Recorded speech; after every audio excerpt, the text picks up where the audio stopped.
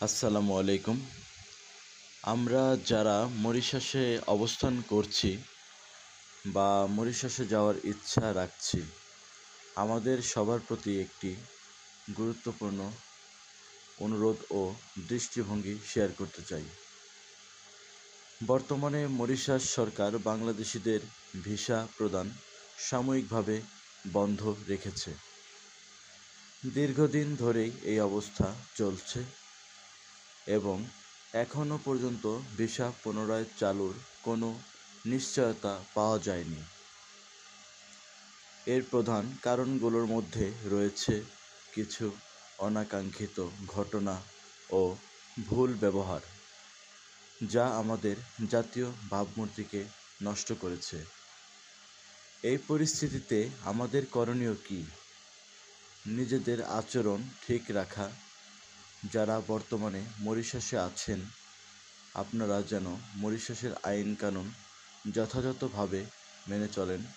কোনো অনৈতিক, অপরাধমূলক বা বিশৃঙ্খল কর্মকাণ্ডে জড়াবেন না। আপনার একটা ভুলের দায় হয়তো পুরো বাংলাদেশি কমিউনিটিকে বহন করতে হতে পারে। ভবিষ্যৎ প্রজন্মের সুযোগ তৈরি করা।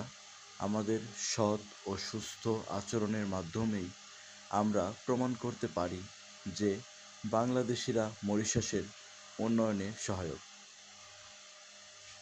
এতে ভবিষ্যতে ভিসা আবার চালু হওয়ার সম্ভাবনা বাড়বে এবং অনেক মানুষ নতুন করে কাজের সুযোগ পাবে। গুজব ও ভুয়া তথ্য থেকে বিরত থাকুন। কেউ যদি বলে ভিসা খুলে গেছে বা টাকা দিয়ে কোনোভাবে যাওয়ার সুযোগ আছে, তাহলে আগে শতভাগ নিশ্চিত হন। প্রতারণা থেকে নিজেকে ও অন্যদেরকে রক্ষা করুন।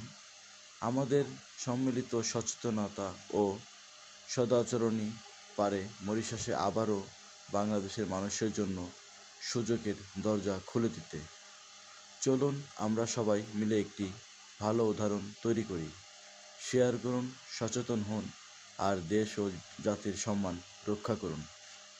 তো সবাই ভালো থাকবেন, সুস্থ থাকবেন। আবার কথা হবে নতুন আরেকটি আলোচনার মাধ্যমে। সবাইকে অসংখ্য ধন্যবাদ। আসসালামু আলাইকুম।